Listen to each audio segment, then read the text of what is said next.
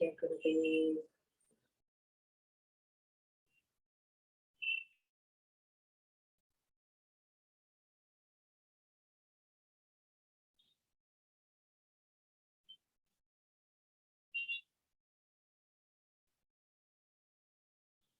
गुरुर्ब्रह्मा गुरुर्विष्णु गुरुर्देवो महेश्वरः गुरु साक्षात् परब्रह्म तस्मै श्री गुरुवे नमः।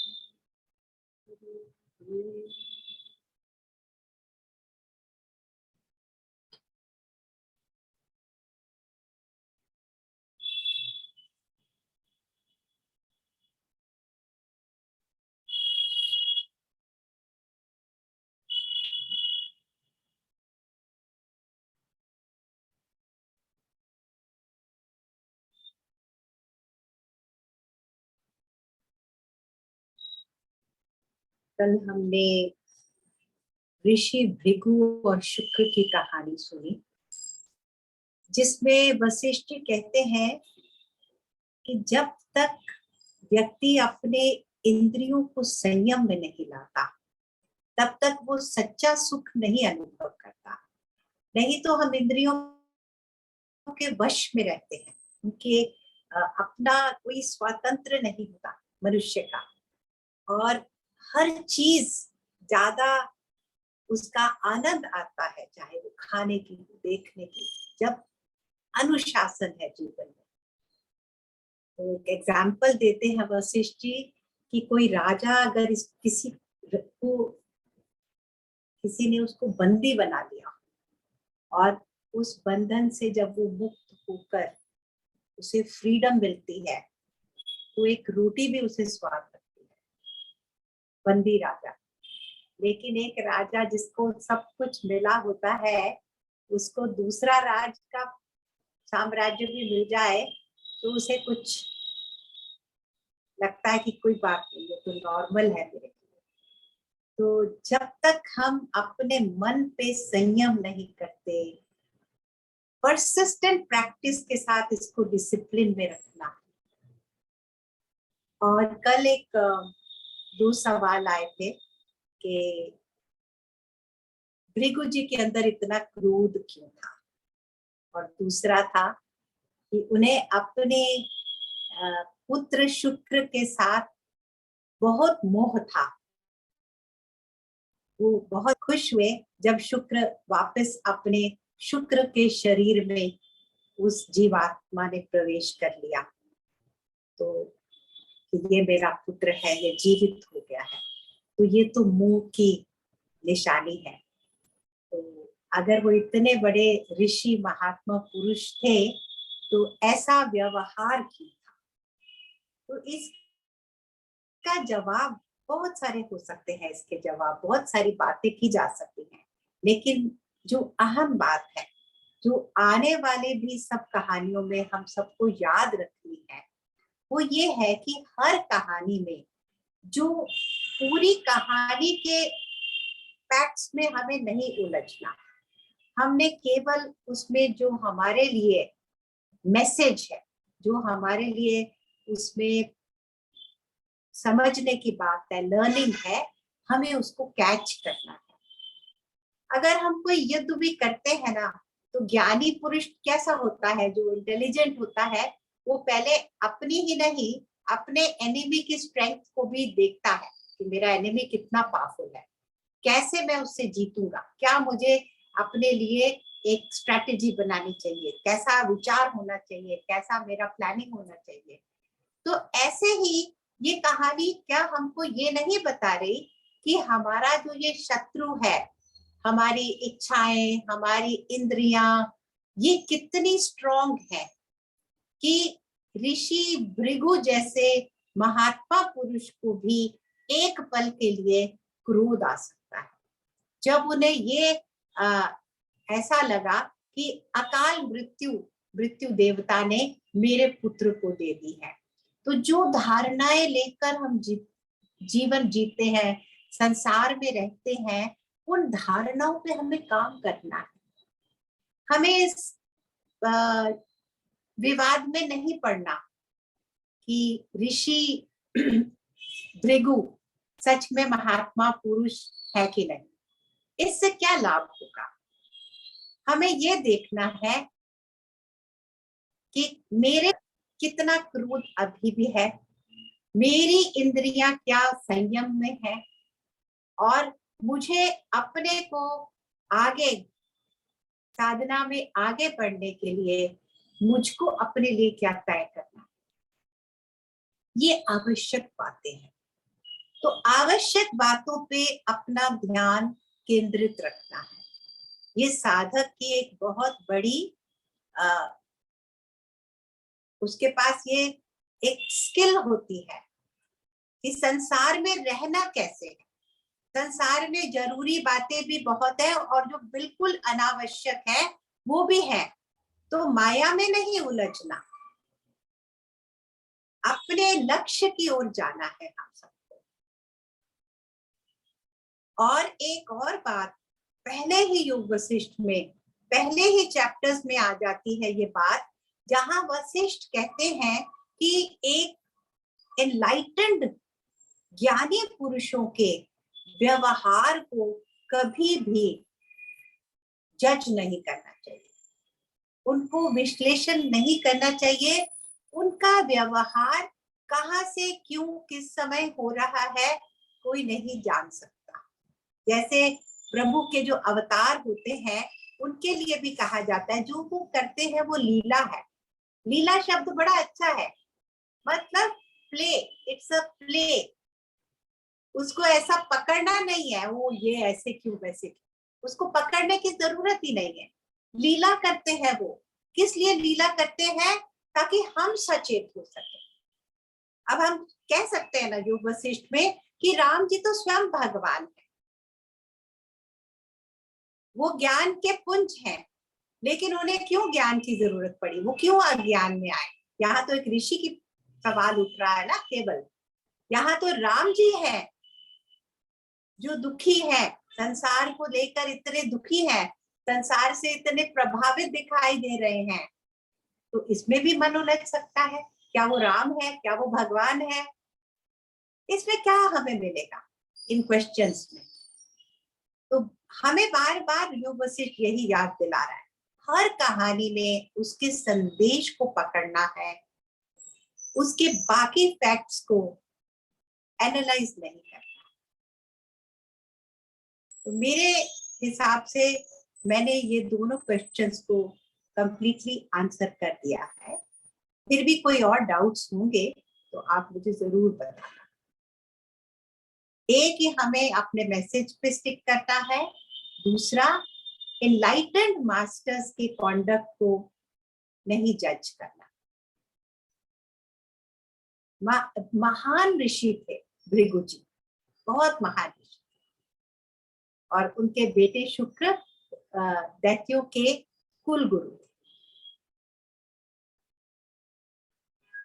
हमेशा एक बात हम सबको याद रखनी चाहिए, जो संत महात्मा पुरुष होते हैं, यदि हम उनके लिए अच्छा ना सोच पाए ना बोल पाए कोई बात नहीं, लेकिन उनको उनके प्रति अपने मन में इस तरह के भाव जो आते हैं उनको हमें इनकरेज नहीं करना चाहिए।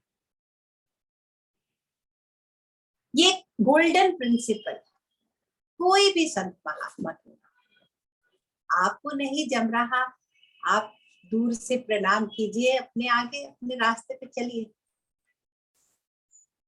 इसलिए इससे ज्यादा मैं इस विषय में ज्यादा बोलना नहीं चाहूंगी। ठीक है, आगे चलते हैं।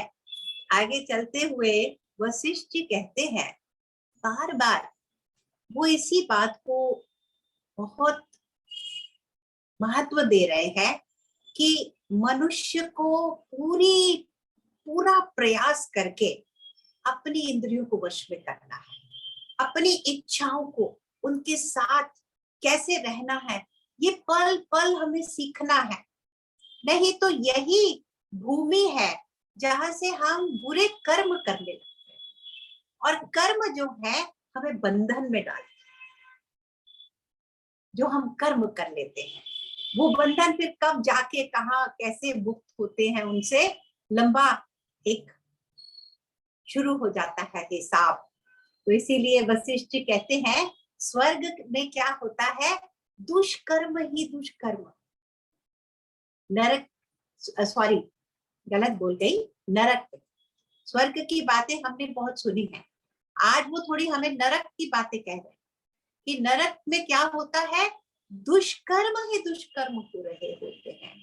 क्यों? क्योंकि वहां के जो वासी होते हैं उन्हें अपने इंद्रियों पे कोई संयम नहीं होता, उनके अंदर काम और क्रोध, उसके ऊपर वो वश ही नहीं कर पाते, इतना मात्रा उसकी ज्यादा अधिक होती है। वो ऑब्जेक्ट्स में ही उलझे हैं, पदार्थों में ही उनका मन है लिप्त, हर समय उन्हें संसार के पदार्थों में ही उनका मन खिंच रहा होता है, इसलिए वहां दुष्कर्म ही दुष्कर्म होते हैं। इन सब से बचने का उपाय ढूंढना है, वशिष्ठ जी कहते हैं, और ज्ञानी बनकर रहना। तो आज हम एक बहुत ही वैल्यूएबल कहानी बताने जा रहे हैं, जिसमें से कुछ ऐसे लेसन्स हैं जो मंत्रास हैं, योग वशिष्ठ के कुछ मंत्रास हैं, निचोड़ है ज्ञान का। आज की कहानी में कुछ ऐसा ही है। एक दैत्य थे, उनका नाम था सांबर, इडली डोसा वाला सांबर नहीं, सांबर। तो मायावी थे बहुत, उनके अंदर माया की शक्ति बहुत थी। तो अपना एक साम्राज्य बनाया था जिसमें माया से बहुत कुछ उन्होंने बना रखा था, बहुत शक्तिशाली थे। लेकिन कभी कभी वो अपने साम्राज्य को छोड़कर इधर उधर जब सफर करते थे, ट्रैवल करते थे, तो पीछे से देवता लोग आते थे और उनके वैल्यूएबल चीजें उठा के ले जाते थे, उनके बाकी दैत्यों को मार देते थे। देवता और दानवों में हमेशा युद्ध बना रहता है, गुड एंड बैड, इसमें स्ट्रगल बनी रहती है। तो सांबर को बहुत क्रोध आया। सांबर ने कहा, ये मुझे अपनी माया से अब मेरे जैसे 3 और दैत्य प्रकट करने होंगे, जब मैं इधर उधर कभी नहीं भी होता वो रक्षा करेंगे दैत्यों की।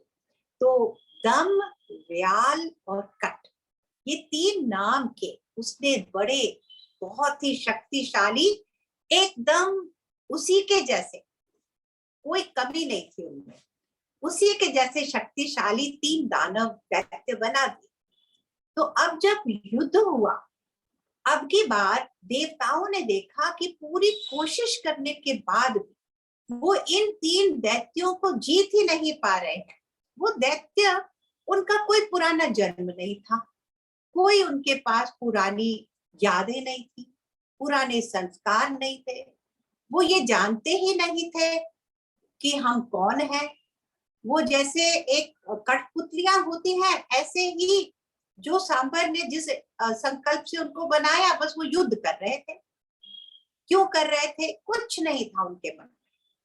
तो इसलिए उनकी शक्ति का कम होने का कोई संभावना ही नहीं। हमारी शक्ति कम कब होती है? जब हम ये सोचते हैं ना, मैंने ये किया, मैंने ये करना है, मुझसे ये क्यों नहीं हो पाया, ये ना हो जाए।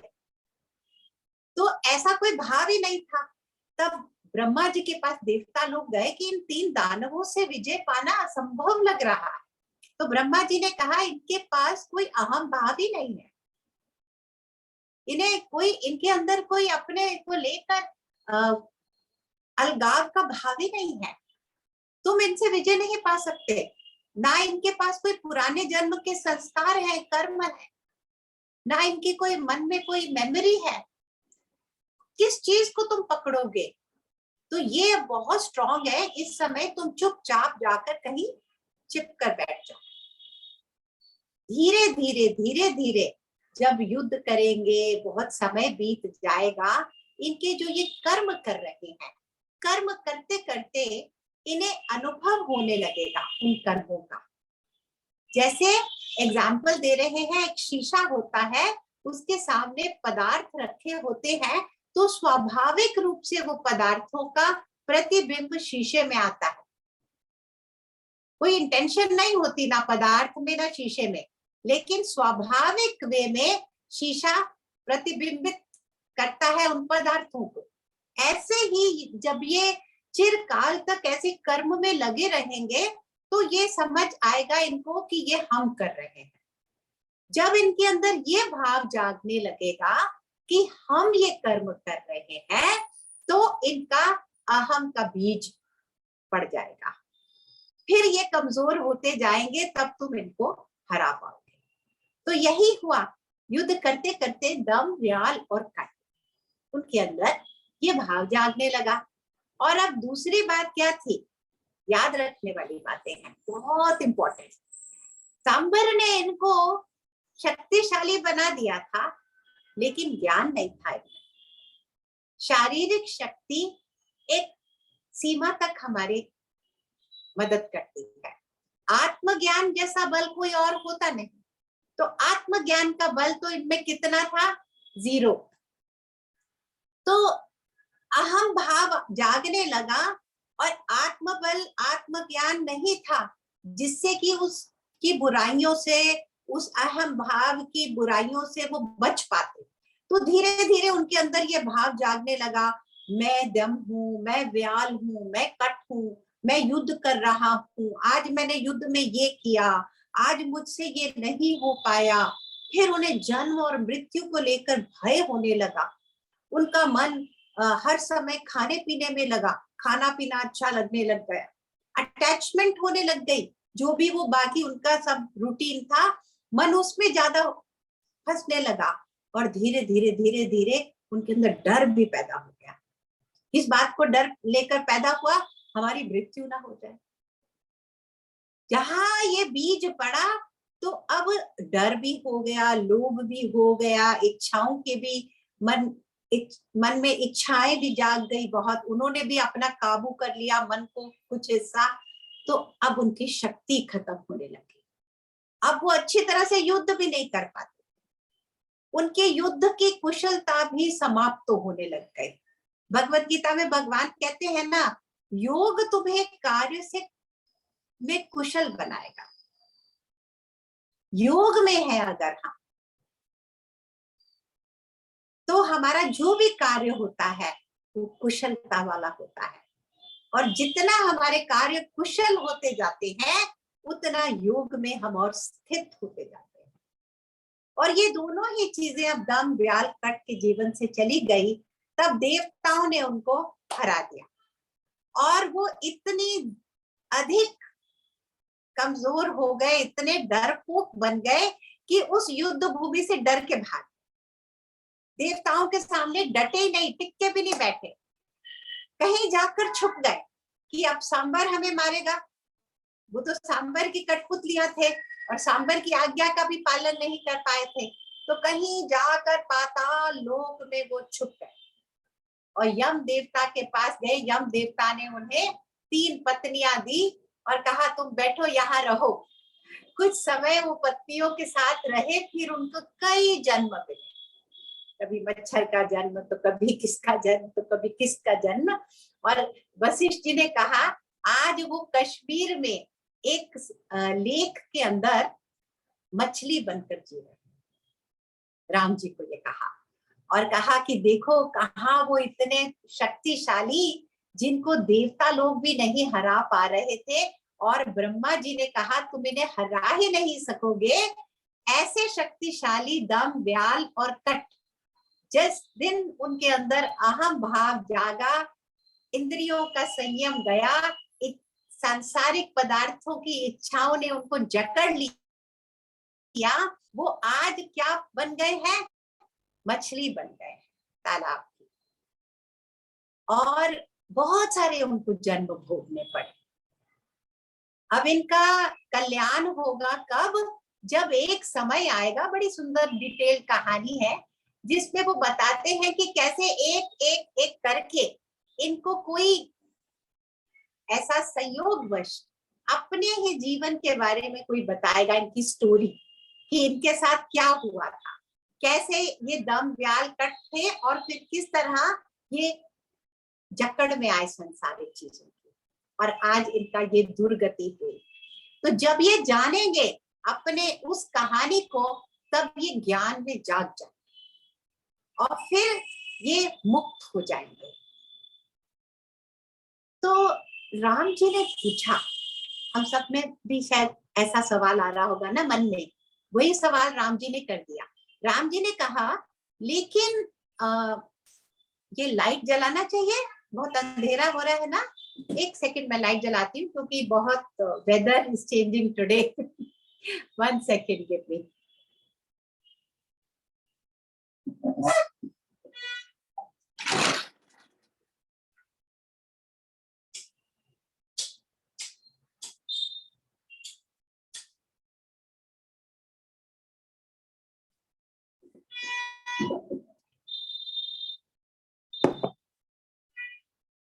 Better better.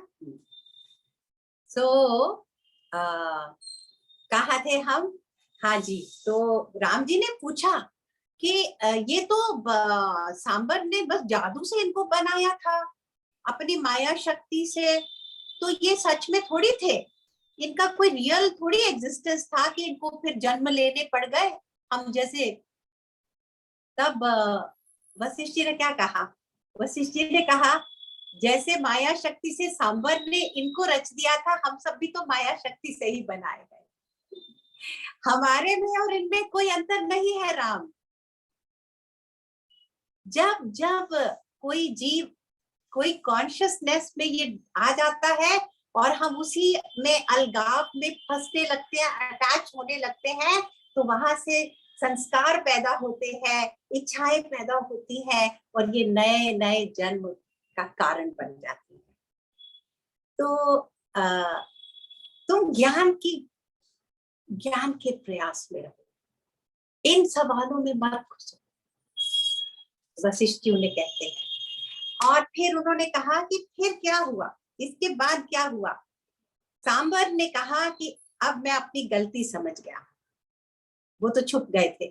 अब उसने 3 और दैत्य बनाए हैं, भीम, भास और विलास, और उन्हें आत्मज्ञान संपन्न बनाया है।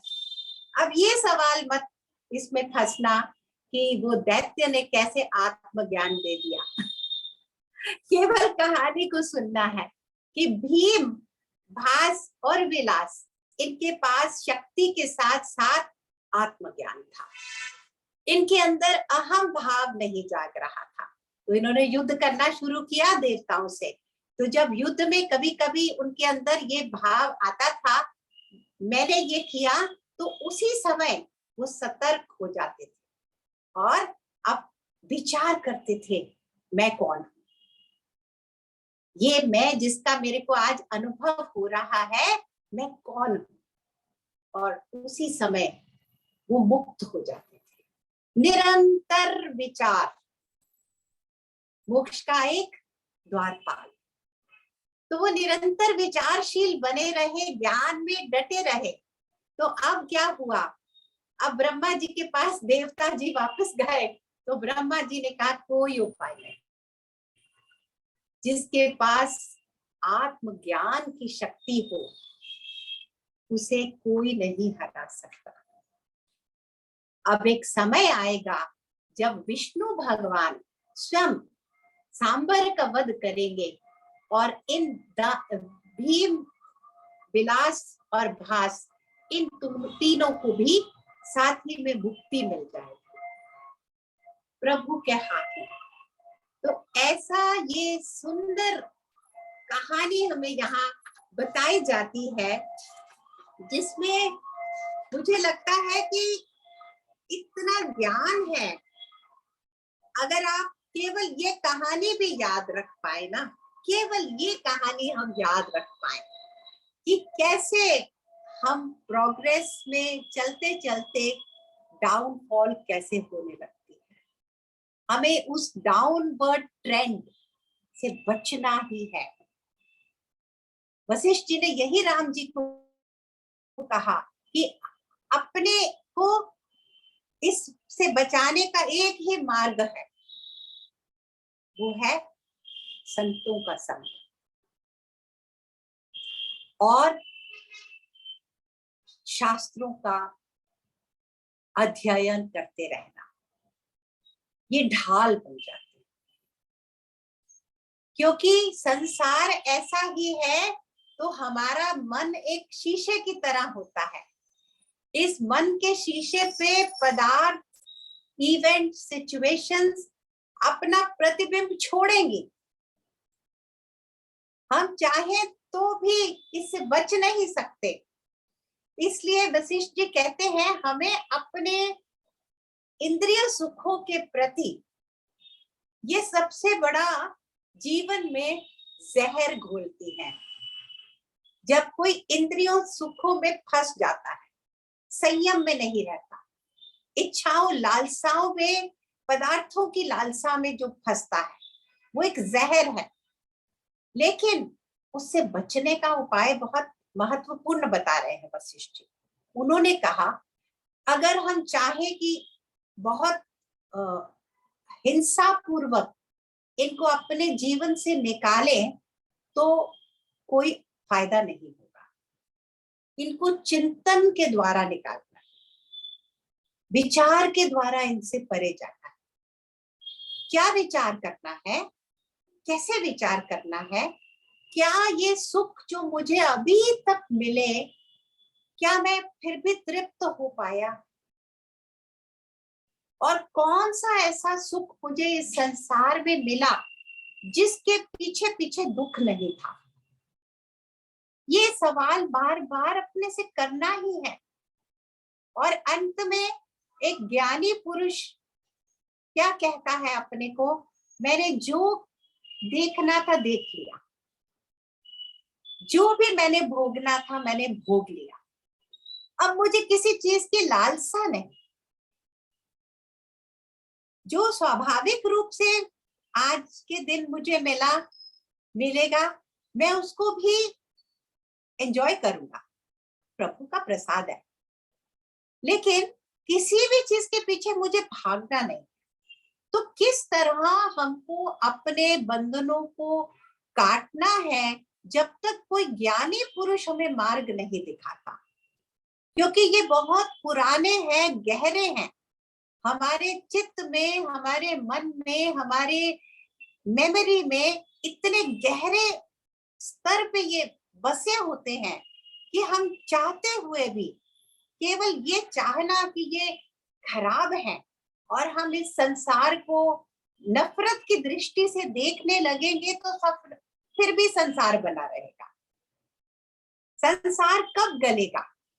जब ज्ञानी बनकर, साधक बनकर धीरे धीरे हमारे अंदर ये इच्छाएं जागती है, वो अवस्था आनी होगी।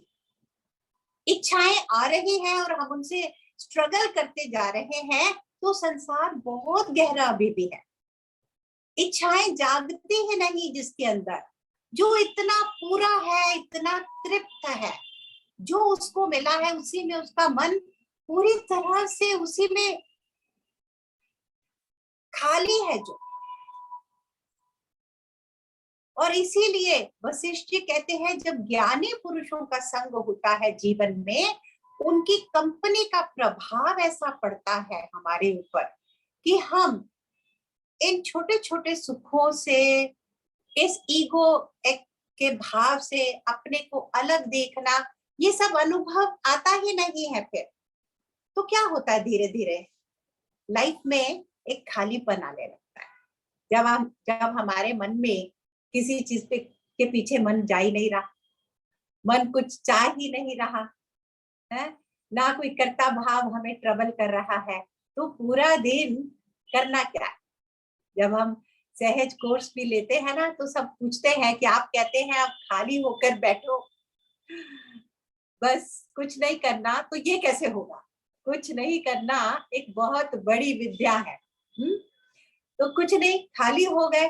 तो वशिष्ठ जी ने बड़ी सुंदर बात की। उन्होंने कहा जब मन पूरी तरह से इन चीजों से, ज्ञानियों के संग रहते रहते खाली होने लगता है, तब अपने आप उसमें प्रभु समाने लगते हैं। वो मन मन नहीं रहता, वो हमारे हृदय आकाश में प्रभु का भास होने लगता है। फिर हम उस भाव में इतने तृप्त हो जाते हैं, हमारा मन वहां ही रहता है और कहीं नहीं जाता। तो जिस तरह जितना जितना हमारा मन शाश्वत की ओर जाएगा, उतना उतना ये जो अनित्य पदार्थ है, उतना उतना ये कमजोर होते जाएंगे।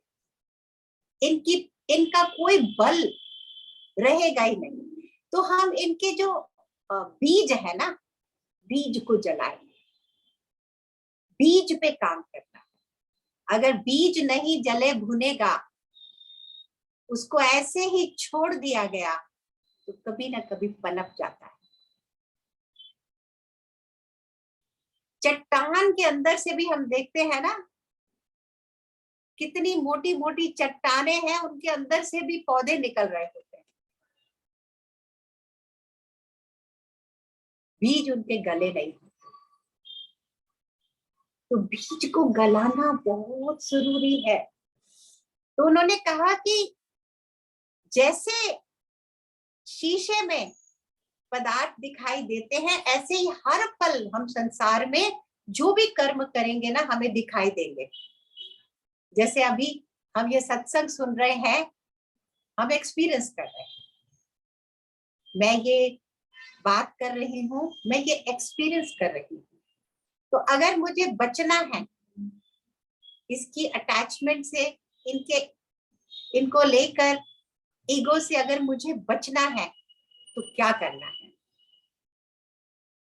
मंत्रा अगेन, इससे डिस्टेंस करना है।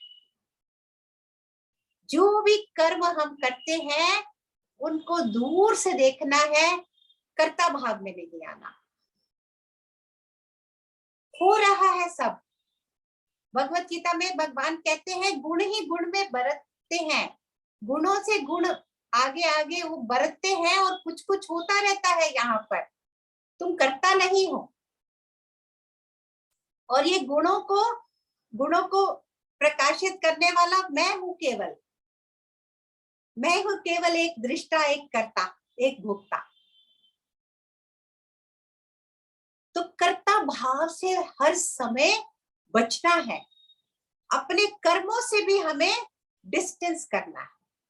वो तभी होगा जब हम ये समझेंगे कि हम केवल निमित्त मात्र हैं। यहाँ पर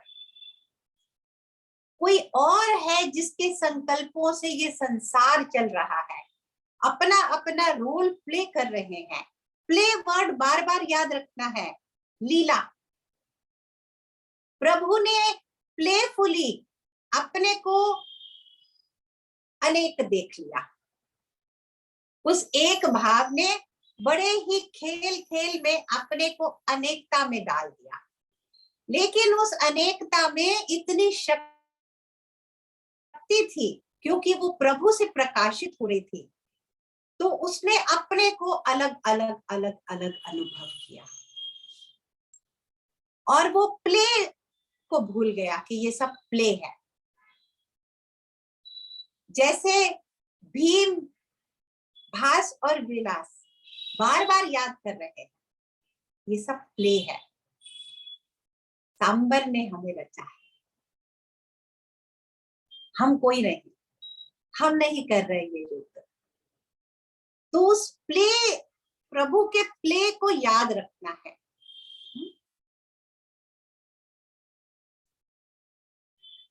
और जो ज्ञानी पुरुष है, वो क्या, उसको अपने में भी पर ब्रह्म को ही देखता है, सब में पर ब्रह्म को देखता है। ऐसे पुरुष को कोई दुख छू नहीं सकता।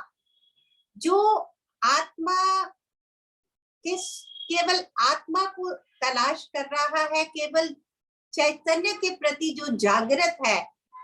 वशिष्ठ जी ने कहा, सब देवी देवता लोग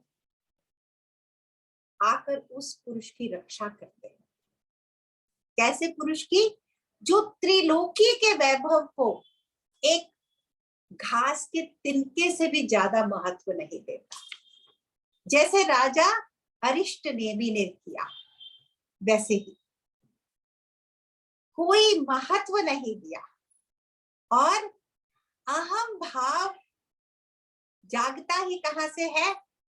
जब हम इंपॉर्टेंस देने लगते हैं चीजों को, अपने कर्मों को, औरों के कर्मों को। और यहाँ अहम भाव की बात बार बार हो, है ना। और राम जी भी कहते हैं, तो ये अहम भाव से कैसे पार पाए? ये तो जागता ही है, ये तो इतना दृढ़ है हमारे अंदर। तब वशिष्ठ जी ने बड़ी एक बहुत महत्वपूर्ण बात की है, अगेन मंत्र की तरह पकड़ने वाली बात। उन्होंने कहा 3 तरह के अहम भाव होते हैं। एक कैसा भाव, मैं, मेरे अंदर भी वही ब्रह्म है, सब जगह वही ब्रह्म है, मैं ब्रह्म ही हूं, अहम ब्रह्मास्मि, मैं ब्रह्म ही ब्रह्म। तो ये बहुत उत्तम श्रेणी का अहम भाव होता है। ये केवल मोक्षदायी है। और दूसरा कैटेगरी का क्या है, मैं हूं लेकिन मैं बहुत सूक्ष्म हूं, बहुत प्योर है, एक हल्का सा सूक्ष्म सा, कितना सूक्ष्म, जो बाल है, बाल का जो सबसे आगे का भाग है, ये डिस्क्रिप्शन योग वशिष्ठ दे रहा है, उसके आगे के भाग का पता नहीं कितना बताते हैं, उतना छोटा सा मैं, अपने को इतना छोटा सा, इतना बारीक देखना, इतना सूक्ष्म देखना, कभी बंधन में नहीं फंसोगे। और तीसरा अहम भाव क्या है, मैं ये शरीर हूं, ये मेरा नाम है, ये मेरी फैमिली है, मैं ये कर रहा हूं, ये मेरे को जीवन में अब चाहिए।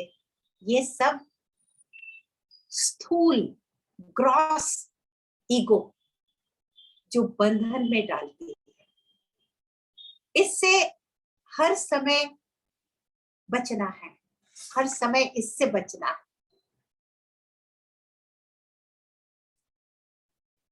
हाँ, तो यहाँ एक बहुत एक एक चीज इतनी मूल्यवान है कि कोई भी चीज आज स्किप करने लायक ही नहीं लग रही।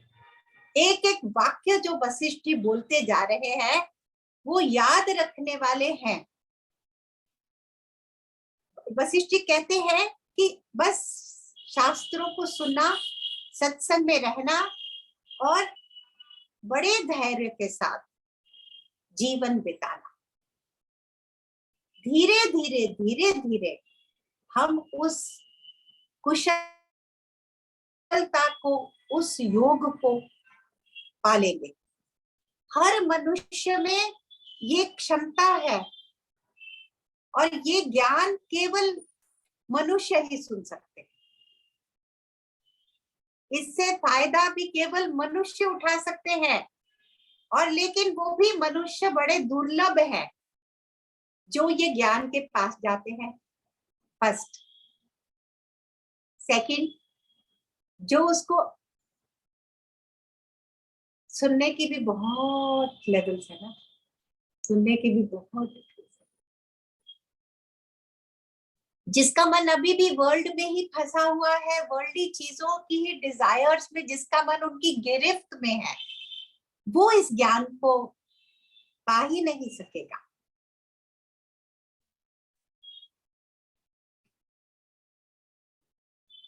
हाँ, कहते हैं ज्ञानी व्यक्ति वही है जो केवल शास्त्र के बताए हुए मार्ग पर चलता है। और उसका पता कैसे चलेगा कि हम ठीक मार्ग पे चल रहे हैं? दिन पर दिन हमारे अंदर से लोभ, मोह, क्रोध, काम कम होते जाते हैं।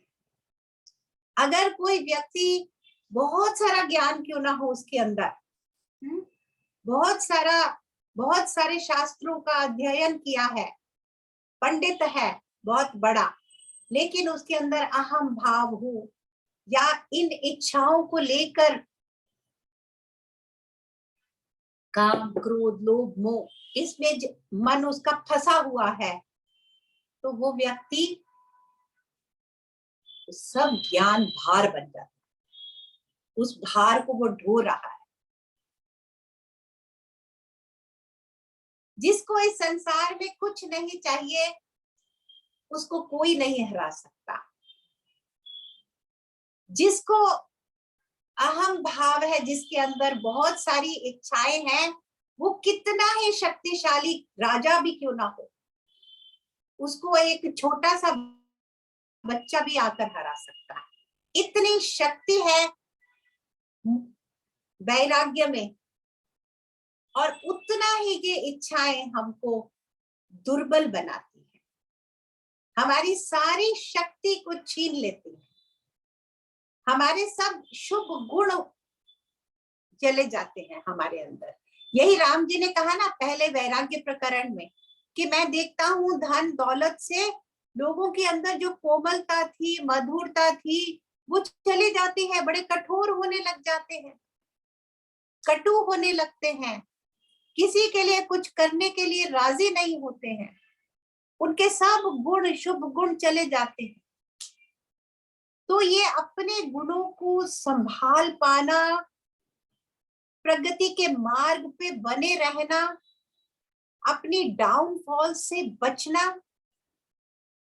ये बार बार इस सच के साथ हमको जागृत रहना।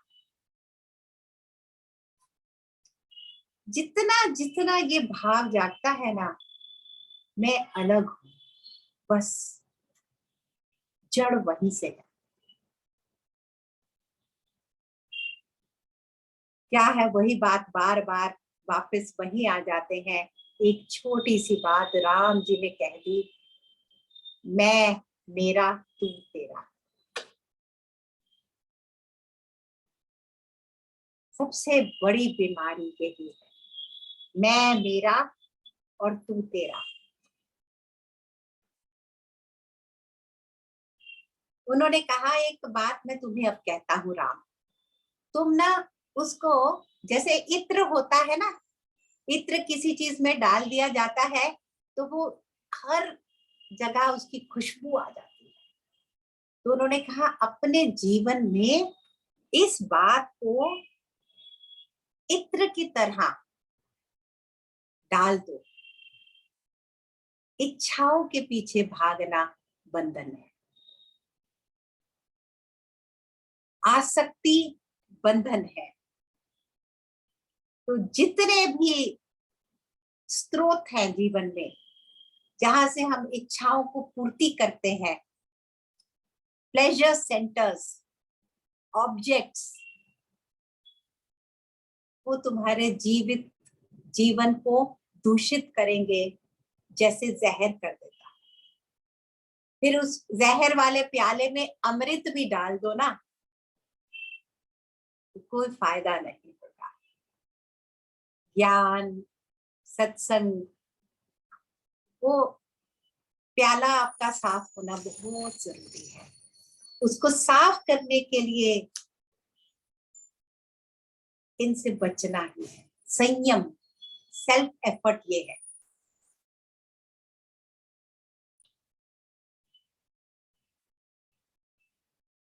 कहते हैं जैसे जीवन संसार में ब्रह्म का ज्ञान है, ब्रह्म ज्ञान है, साथ ही साथ अज्ञान भी आ गया। ये आदि है, अनादि है, विद्या और अविद्या। तो ज्ञानी पुरुष को बड़े सहज सतर्क होकर अविद्या से बच के अपना रास्ता बनाना है। कदम कदम पर, हर स्टेप पे अविद्या कैच करना चाहती है। ये माया शक्ति है प्रभु की, प्रबल है, लेकिन ये बड़ी खुश होती है अगर इसको तुम मार दो, इससे पार हो जाओ। और कैसे इससे पार जाना है? जैसे ही विचार करेंगे, ये माया का रूप क्या है, कहाँ से आ गई, कहाँ से ये प्रबल होती है। एक ही रास्ता है, विचार, इंक्वायरी, ये माया का स्वरूप है क्या। और फिर जब ये याद आएगा कि प्रभु की माया है, खेल ही में प्रभु ने रची है, खेल ही है ये, तब क्या करना है, हमें भी खेलना है। खेल को तो खेला ही जाएगा ना। हाँ, खेलने के नियम होते ही हैं, हर गेम के अपने नियम होते हैं, तो ये जीवन के भी नियम है खेलने के यहाँ पर, और वो हमें शास्त्र और गुरु बताते हैं इस खेल के नियम, इससे अधिक कुछ नहीं है। सर्वम ब्रह्ममयम, तो चिंता किस बात की करनी है।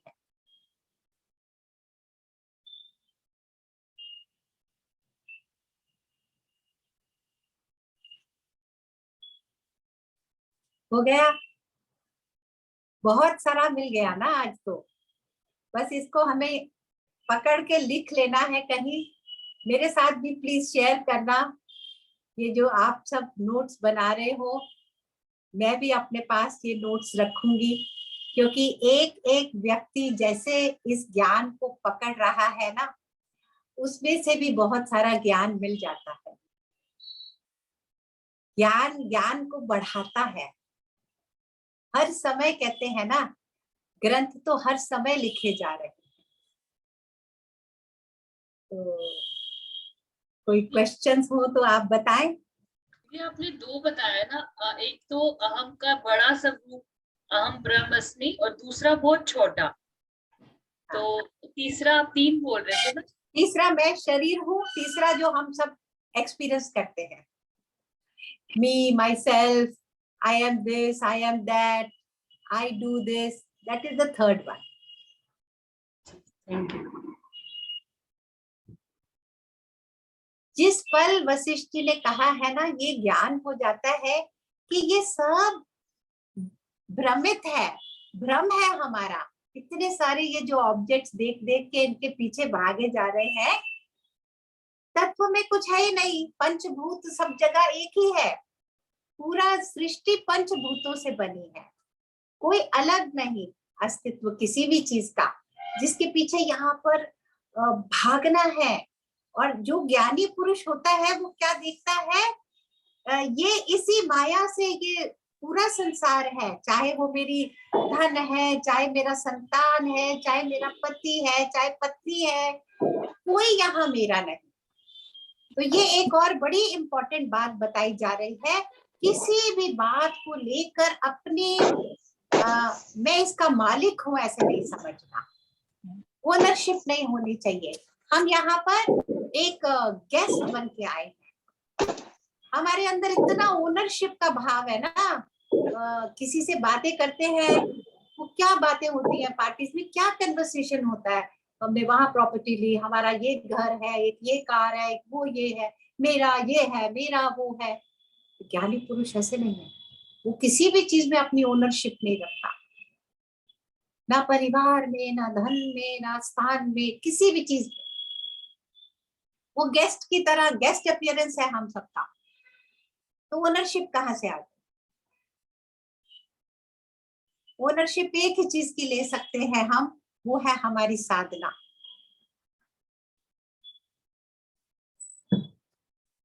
Any further questions? और वी हैव, ओ 5 ही बज गया आज तो पूरा। चलो भजन सुनते हैं।